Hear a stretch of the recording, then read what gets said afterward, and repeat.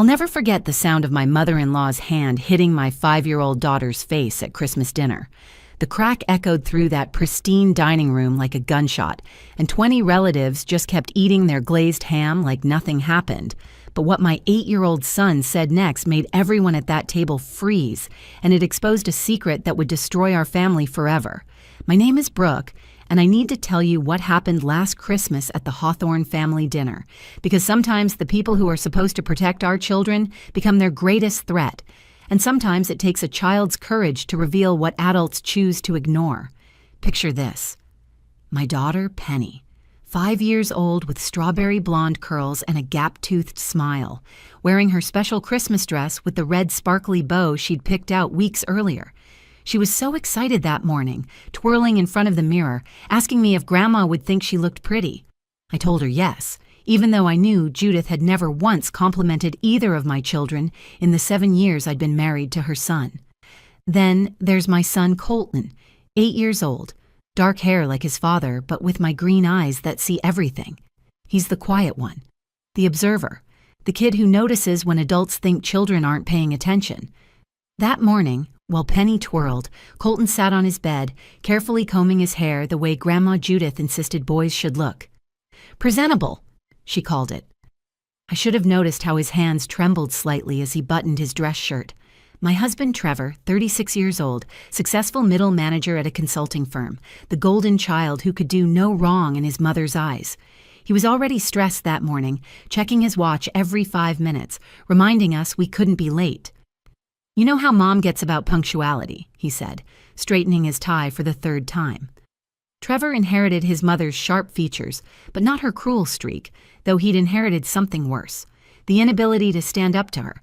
And then there was Judith herself, 62 years old, silver hair always perfectly coiffed, wearing pearls that cost more than most people's cars. She ruled the Hawthorne family like a queen holding court, and everyone from Trevor's siblings to distant cousins knew their place in her hierarchy. I was at the bottom, the small-town girl who'd somehow tricked her precious son into marriage. My children ranked only slightly higher, useful for Facebook photos and bragging rights at her country club, but little else. That Christmas dinner was supposed to be like every other mandatory family gathering at Judith's colonial mansion in Westchester. 20 relatives crammed around her mahogany dining table, eating off china that had been in the family for 3 generations. The same forced conversations, the same subtle insults disguised as concern, the same way everyone pretended not to notice when Judith's criticisms cut too deep. But this time would be different. This time, my 8-year-old son would reveal what he'd been documenting for months. This time, the silence would finally break. What you need to understand before I tell you what happened is that abuse doesn't always look like bruises and broken bones. Sometimes it looks like a grandmother who smiles for photos while whispering threats to a child. Sometimes it looks like a room full of adults who choose comfort over conscience. And sometimes it looks like a little boy secretly taking pictures on his mom's old phone, building evidence because he knows no one will believe him without proof. The sound of that slap still wakes me up at night. Not just the physical sound, but what it represented. Years of hidden cruelty finally spilling into the open where it couldn't be ignored. Penny's blood on the white tablecloth, 20 forks suspended in midair, and Colton, my brave, brilliant boy, standing up with the kind of courage most adults never find. "Grandma, should I show everyone the bruises you said to hide?" Those 11 words changed everything. They exposed a truth that had been festering beneath the surface of every family gathering, every holiday photo, every forced smile. They revealed that while we'd been protecting Judith's reputation, she'd been hurting our children. I'm sharing this story because I learned something that day. Evil thrives in silence, especially when that evil wears pearls and hosts Christmas dinner. And sometimes the youngest voices are the only ones brave enough to shatter that silence. This is the story of how my family fell apart and came back together stronger. This is the story of how my son saved his sister. This is the story of the Christmas dinner that ended with police sirens instead of dessert. 7 years ago, I married into the Hawthorne family thinking I'd won the lottery. Trevor was handsome, successful, and came from what everyone called good stock. His family had money, influence, and a beautiful colonial house in Westchester where they hosted gatherings that looked like something out of a magazine. I was 27, a school nurse from a small town in Pennsylvania, and I thought I'd found my happily ever after. The first time I met Judith, she looked me up and down like she was appraising livestock at an auction. "So you're the girl Trevor's been talking about," she said, her smile never reaching her eyes. "How charming that you work with children. Such a noble profession for those who can't afford higher education." Trevor laughed it off later, telling me his mother was just protective, that she'd warm up once she got to know me. She never did. Our wedding was a masterclass in subtle sabotage. Judith insisted on planning everything since Brooke's family wouldn't know the first thing about proper society weddings. She invited 200 of her closest friends and gave my family a table in the back corner. During her toast, she spent 10 minutes talking about Trevor's ex-girlfriend, Catherine, the surgeon who got away. "But I suppose we all make choices," she concluded, raising her champagne toward me. "Welcome to the family, Brooke." When Colton was born a year later, Judith suddenly became interested in our lives, her first grandson, the heir to the Hawthorne name. She'd show up unannounced, criticizing how I held him, how I fed him, how I dressed him.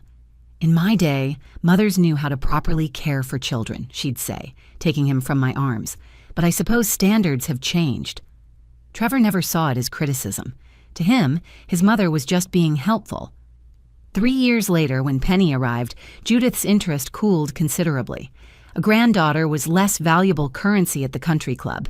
She'd cow over Penny when others were watching, but the moment we were alone, the mask would drop. "Another mouth to feed on Trevor's salary," she once muttered while I was nursing. "I hope you're not planning on more." The mandatory family gatherings were exercises in endurance. Judith's house had rules, spoken and unspoken. Children must be silent unless spoken to. Everyone must dress appropriately, which meant whatever Judith deemed acceptable that particular day. Dinner conversation followed her lead, usually circling around Trevor's siblings and their achievements. Trevor's sister Darlene sold luxury real estate and never missed a chance to mention her latest $1 million closing.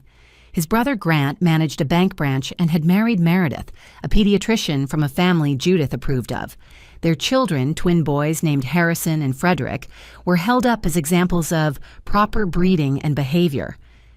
"Look how nicely Harrison sits," Judith would say, gesturing to the 6-year-old who looked terrified to move. "Some children understand decorum." The Christmas dinner tradition was the worst of all gatherings. Judith insisted everyone arrive by noon for cocktails, though children were immediately sent to the basement playroom with strict instructions not to disturb the adults.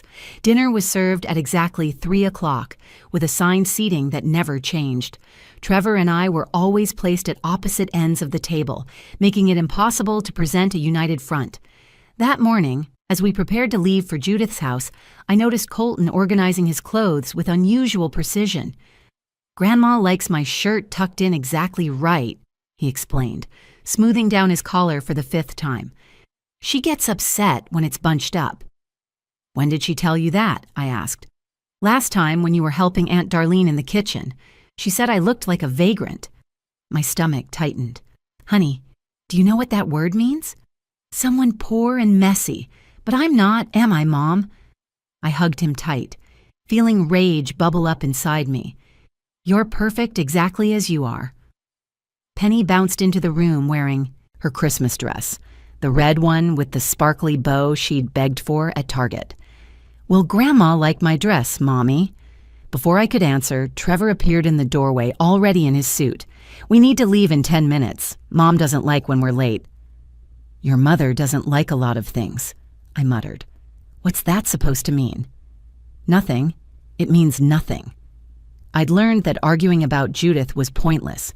Trevor had been trained from birth to never question her, never challenge her, never see her for what she really was. The drive to Westchester took 40 minutes. Trevor gripped the steering wheel, running through his mental checklist of conversation topics that would please his mother, updates on his promotion track, Colton's grades, anything but my job, which Judith considered beneath the Hawthorne name. "Remember," he said as we pulled into the circular driveway, "best behavior, everyone. It's just one afternoon." One afternoon. If only we'd known it would be the last. The moment Judith opened her front door, I knew this Christmas would be different. She hugged Trevor like he'd returned from war, then looked past me entirely to address the children. "Colton, you're getting so tall. Penelope, that's quite a colorful dress." The way she said colorful made it sound like a disease. "Thank you, Grandma." Penny beamed, doing a little twirl. "Mommy said you'd like it." Judith's eyes flicked to me, cold as December wind. Did she now? How thoughtful of your mother to speak for me. We entered the house, which smelled of cinnamon and expensive candles, every surface gleaming like a museum display. The other relatives had already arrived. Trevor's brother Grant stood by the fireplace discussing investment portfolios with Uncle Raymond, while Darlene held court near the piano, showing off photos of her latest beach house listing on her phone. "Brooke!" Darlene called out with fake enthusiasm. "Still working at that little elementary school? How quaint that you're still doing that." "I love my job," I replied, helping Penny out of her coat. "Of course you do," Judith interjected. "Someone has to do those kinds of jobs. Not everyone can have ambition." Colton pressed closer to my side, and I noticed he was avoiding eye contact with everyone. When Cousin Meredith tried to greet him, he barely whispered hello. This wasn't like him. My son was quiet, yes, but never rude. "Colton, honey, are you feeling okay?" I knelt beside him. He glanced quickly at Judith, then back at me. "My stomach hurts a little." "Since when?" "Since yesterday, when Dad brought us here to help Grandma set up," he said quietly. "When you were at the store getting the pie ingredients." I hadn't known about that visit. Trevor hadn't mentioned taking the kids to his mother's house while I was running errands. "What happened yesterday?" "Nothing," he said too quickly. "Can I stay with you instead of going to the playroom?" Judith's voice cut through the air. "Nonsense. Children belong in the playroom. Harrison and Frederick are already down there. Colton, take your sister downstairs, now." The sharpness in her tone made Penny's face fall. She'd been hoping to show off her dress to more relatives first. Colton took his sister's hand protectively, and they headed toward the basement stairs. I watched them go, unease settling in my chest like a stone. During cocktail hour, I tried to stay near the kitchen, helping Judith's housekeeper Rosa arrange appetizers. Rosa had worked for the family for 15 years and was the only person who ever showed me genuine kindness in that house. "The children okay?" Rosa asked quietly in her accented English. "I think so. Why?" She glanced toward the living room where Judith was holding court. "Yesterday, I hear crying. The boy. Senora Judith was very angry about something." Before I could ask more, Judith appeared in the doorway. "Brooke, we don't pay Rosa to chat. Perhaps you could make yourself useful and check on the children instead of hiding in here." I went downstairs to find Harrison and Frederick building with blocks while Penny sat alone, talking to her doll. Colton stood by the window watching the snow fall. "Where's your sister's cousin Meredith?" I asked Harrison. "Grandma Judith said Penny talks too much and gives people headaches, so we're not supposed to play with her." My hands clenched. I sat down next to Penny, pulling her into my lap. "You want to tell me about your Christmas pageant, sweetheart?" Her face lit up as she launched into the story, describing every costume, every song, every moment. Colton came over and sat beside us, and for a few minutes we were in our own little bubble, away from the toxicity upstairs. Then Judith's voice echoed down the stairs. "Dinner!" The dining room table was set with the hawthorn china, crystal glasses catching the light from the chandelier. Place cards indicated our seats, and as always, Trevor was near his mother, while I was banished to the far end between Uncle Raymond's deaf mother and Grant's 4-year-old twins. The meal began with Judith's traditional blessing, thanking God for family, prosperity, and the wisdom to maintain proper standards in an increasingly common world. She looked directly at me during that last part. Penny, excited to be at the big table, started bouncing in her seat. When the rolls came around, she reached excitedly for one, accidentally knocking over her water glass. The water spread across the white tablecloth, darkening the pristine fabric. "Oh no," Penny gasped. I'm sorry. Judith's face transformed into something ugly. "This is exactly what happens when children aren't properly disciplined. They act like animals instead of human beings." "It was an accident," I said, starting to rise from my seat. "Sit down, Brooke. You've done enough damage teaching her that behavior is acceptable." Trevor said nothing, just stared at his plate. The other relatives continued eating as if nothing was happening. Penny, nervous and trying to make things better, started rambling. At my Christmas pageant, Miss Rodriguez said I was the best angel and my wings were so pretty, and I remembered all my lines and didn't forget even once, and Mommy made my halo, and... The slap came so fast I didn't see Judith's hand move until it connected with Penny's face. The sound of Judith's palm striking my 5-year-old daughter's face seemed to echo forever.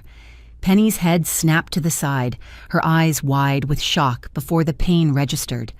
Then came the blood, a bright red line trickling from her split lip onto her Christmas dress, the one she'd been so proud of that morning. "Shut up like your useless mother!" Judith's voice was venomous. "No one wants to hear your babbling." For a moment, the entire room froze. Then, horrifyingly, forks began moving again. Uncle Raymond cut into his ham. Aunt Francine reached for her wine glass. Grant cleared his throat and asked Harrison about his math grades. 20 adults continued their Christmas dinner while my baby sat there bleeding. I shot up from my chair so fast it scraped against the floor. "What did you just do?" "I disciplined a child who clearly needs it," Judith said calmly, dabbing her mouth with her napkin as if she hadn't just assaulted my daughter. "Something you're apparently incapable of doing." I moved toward Penny, but Judith stood, blocking my path. "Sit down, Brooke. You're making a scene." "Making a scene? You just hit my child." I gave her a tap for misbehaving. In my day, children knew their place. Trevor finally spoke, his voice weak and pathetic. "Mom, that was a bit harsh." Judith whirled on him. "Don't you dare question me in my own home, Trevor. I raised 3 successful children. This one," she gestured dismissively at me, "can't even teach a 5-year-old basic table manners." I pushed past Judith and knelt beside Penny, whose shoulders were shaking with silent sobs. She'd learned not to cry loudly in this house. Using my cloth napkin, I gently dabbed at her lip, my nursing training taking over even as rage burned through my veins. The cut wasn't deep, but her lip was already swelling. "It's okay, baby," I whispered. "Mommy's here." "It hurts," she whimpered, so quietly only I could hear. "I know, sweetheart, we're going to leave." Darlene finally showed a flicker of humanity. "Maybe we should get some ice for her lip." "Ice?" Judith scoffed. "For that tiny tap? You're all being ridiculous. The child needs to learn she can't monopolize adult conversation with her meaningless chatter." "She's 5 years old." I stood, lifting Penny into my arms. "She was excited about her Christmas pageant." "Exactly. 5 years old and unable to control herself. What will people think when she acts this way in public?" "What will people think?" I repeated, incredulous. "You're worried about appearances while my daughter is bleeding?" Grant's wife Meredith shifted uncomfortably. "Perhaps we should all calm down. It's Christmas." "Yes, let's all calm down," Judith said, returning to her seat. "Brooke, stop coddling the child. You're teaching her to be weak." I looked around the table at these people, these cowards who sat there eating their expensive meal while a grandmother abused her grandchild. Aunt Francine was studying her green beans intently. Uncle Raymond had sudden fascination with the ceiling. Even Rosa, hovering in the doorway, looked away. "Trevor," I said, my voice sharp, "we're leaving. Get Colton." My husband, the father of these children, the man who promised to protect our family, shook his head. "Brooke, don't overreact. It's Christmas dinner. Mom didn't mean any harm."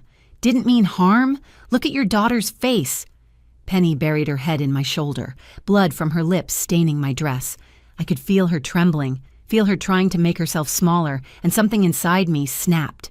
"You know what? You can all go to hell, every single one of you who sits here pretending this is normal." "Such language," Judith tutted. "No wonder the children have no manners."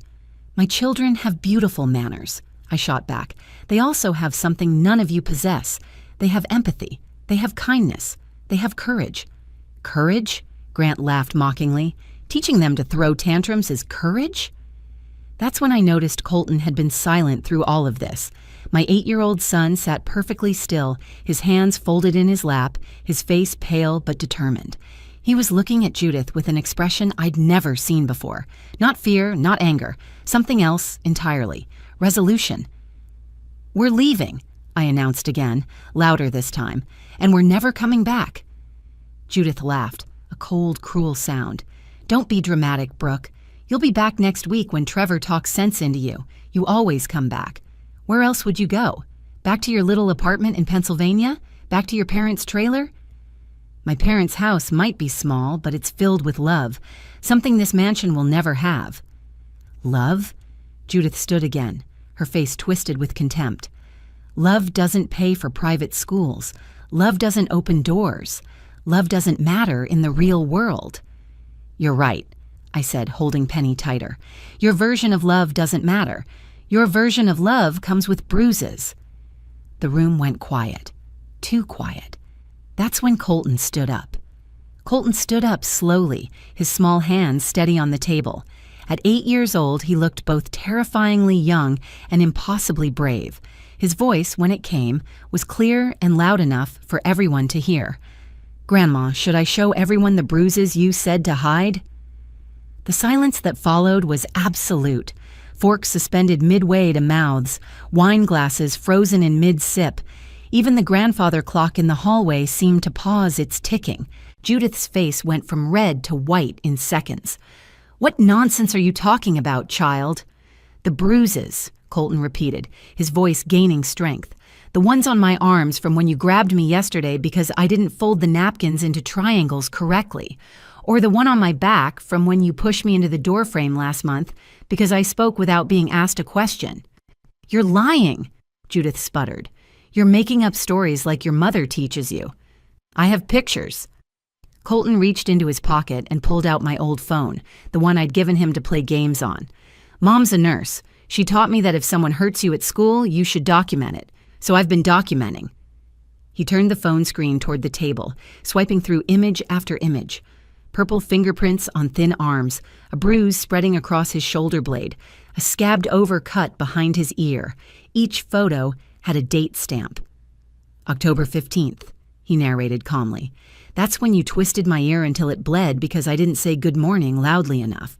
November 3rd, you pinched my thigh under the table so hard I couldn't walk right for 2 days because I reached for seconds without permission. November 28th, Thanksgiving, you grabbed my wrist and bent it backwards because I laughed at something Penny said during dinner." Darlene gasped, her hand flying to her mouth. "Mother, is this true?" "The boy is disturbed," Judith said, but her voice had lost its authority. "He probably did those things to himself for attention." "There's also a video," Colton continued, as if she hadn't spoken. He tapped the screen, and suddenly Judith's voice filled the room from the phone's speaker. "You worthless little brat, you think you're special because your mother coddles you? You're nothing.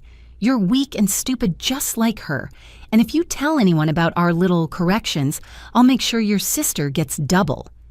In the video, you could hear Colton crying, see Judith's manicured hand gripping his small shoulder hard enough to leave marks. "That's from Thanksgiving," Colton said simply. "When Mom was helping clean up and Dad was watching football, you said you were teaching me how to be a man." Trevor jumped up from his chair, the first real emotion I'd seen from him all day. "You've been hurting my son? My 8-year-old son." "I was disciplining him," Judith shrieked, her composure finally cracking. "Someone has to since you married that trash who doesn't know the first thing about raising children properly." "Properly?" I stood, still holding Penny, who had gone silent against my shoulder. "You call child abuse proper?" Grant was scrolling through the photos on Colton's phone, his face growing paler with each image. "Jesus Christ, Mother! Some of these go back months. Why didn't you tell us?" He looked at Colton with something approaching horror. "Because Grandma said no one would believe me," Colton answered. "She said everyone loves her more than they love me. She said if I told, she'd make sure Dad divorced Mom and we'd never see him again." Meredith, who'd been silent until now, suddenly spoke up. "Oh my God, Harris and Frederick, come here right now." She gathered her twins against her, studying them with medical precision. "Have Grandma Judith ever hurt you?" Harrison, the older twin by 3 minutes, looked at his brother, then at his parents. "She pulls our hair sometimes, when no one's looking." The room erupted. Relatives talking over each other, accusations flying, denials and recriminations filling the air. But through it all, Colton stood perfectly still, my phone in his hand, watching Judith with those steady green eyes. I kept evidence because Mom taught me that nurses and doctors always document everything, he said, his voice cutting through the chaos. She said evidence protects people, so I protected myself and Penny. You little monster, Judith snarled, lunging toward him.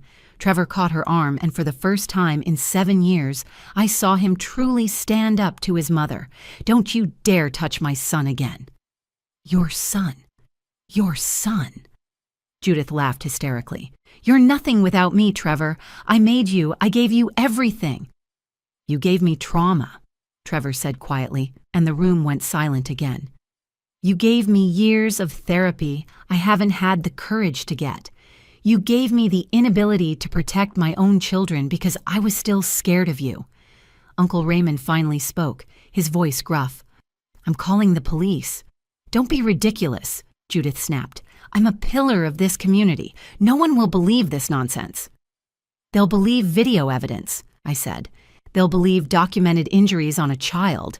They'll believe multiple witnesses who just heard you admit to it. Judith looked around the room at her family, her kingdom crumbling before her eyes. Darlene had moved away from her. Grant was still staring at the photos in horror. Even Francine, her own sister, had tears streaming down her face. Colton, I said softly, how long have you been planning this? My son looked up at me, and for the first time all day he smiled. Since October. I knew she'd hurt Penny eventually. She always hurts the smallest person in the room. I just had to wait until there were enough witnesses. The police arrived within 20 minutes, though it felt like hours.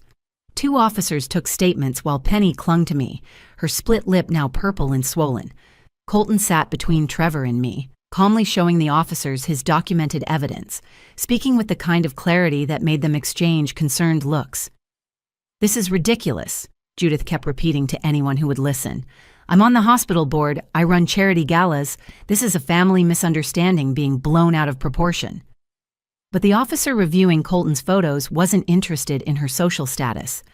Ma'am, these images show a clear pattern of physical abuse, combined with the video evidence and multiple witnesses to tonight's assault on a 5-year-old, we have more than enough for charges.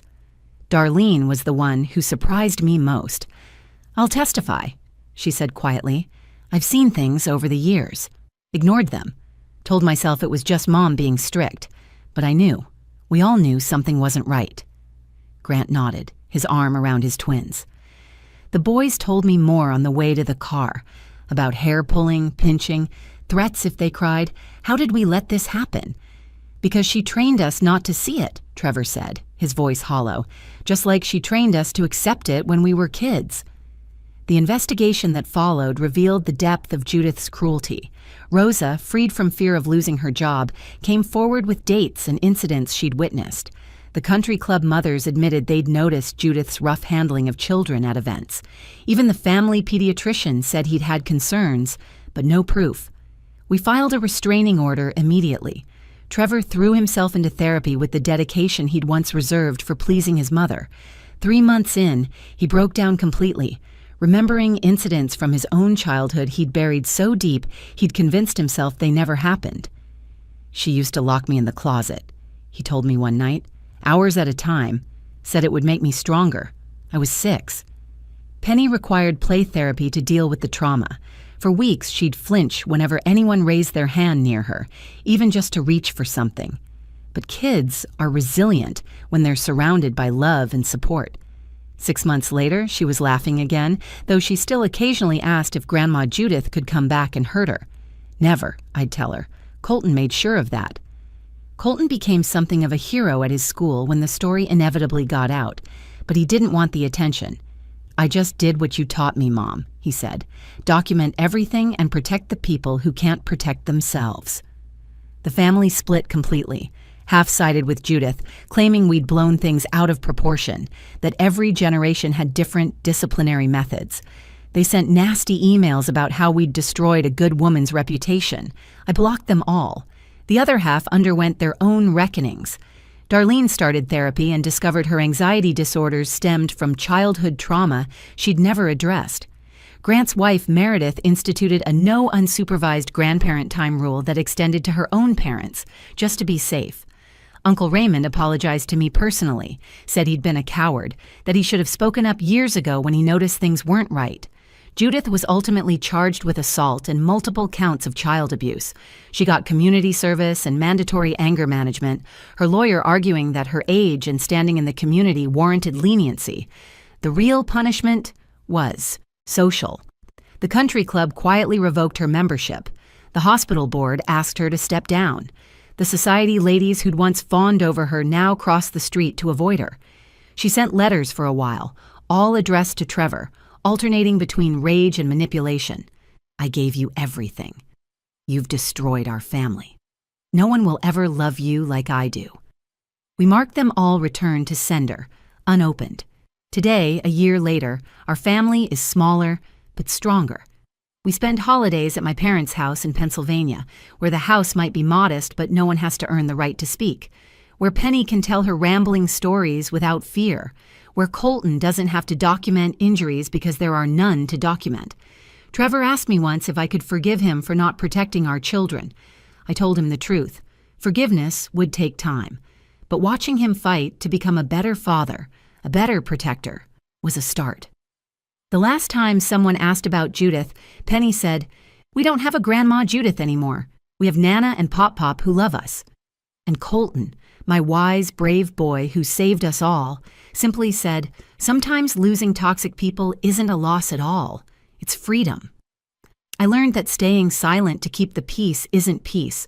It's complicity wrapped in cowardice. I learned that sometimes the smallest voices carry the biggest truths, and I learned that real family isn't about blood or money or social standing. It's about who stands up for you when standing up costs them everything.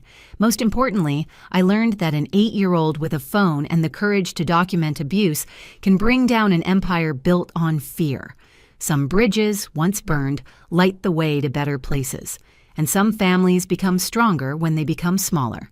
If you enjoyed this story, please take a moment to like this video and share it with someone who needs to hear that standing up to abuse is always worth it, no matter who the abuser is. Your support helps these important stories reach people who might be suffering in silence. And don't forget to subscribe to our channel for more powerful, true stories that remind us all that courage comes in all sizes, sometimes as small as an 8-year-old boy with a phone and a plan. Thank you for listening, and remember, document everything, protect the vulnerable, and never be afraid to break the silence.